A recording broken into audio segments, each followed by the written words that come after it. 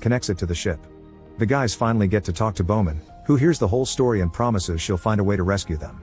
A few moments later, Bowman contacts the guys again to inform them of a 30-year-old Russian rock probe called Cosmos that failed to launch many years ago. They'll have to fix it, but it's the only chance they got, and they only have 19 hours to do it before Bowman has to go back to Earth. Bowman also has to keep working on some repairs, meaning she'll be in blackout on the dark side and she won't talk to them again until later.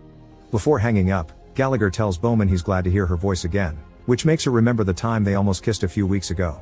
The guys begin making their way to the probe, unaware that Amy is following them. Suddenly Pettingill notices something moving in the distance, but the others can't see it and ask him to keep moving. Nearby, a bunch of alien insects begins moving in the same direction. Sometime later, Bowman checks on the crew and asks Gallagher to take his comm off to talk in private. She informs him that the probe only has room for 2 people and apologizes before going back to her work. Gallagher doesn't tell the others about this issue yet and concentrates on helping Birchinall walk when his body begins feeling weak because of the broken rib. When night falls, a big ice storm comes their way, so the trio has to hide inside an opening on a hill. Thanks to the storm, Amy has trouble coming closer.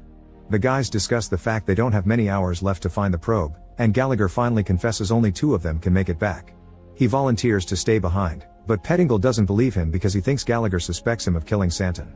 Birchinall cuts in and says he doesn't trust him either and confirms he indeed wants to leave Pettingill behind.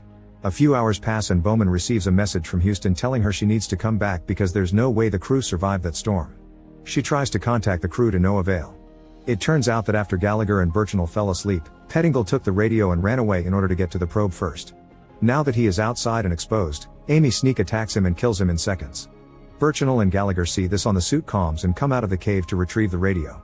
On their way to Pettingill's body, Birchinall is shocked to see algae, and he can't understand why it only grows here.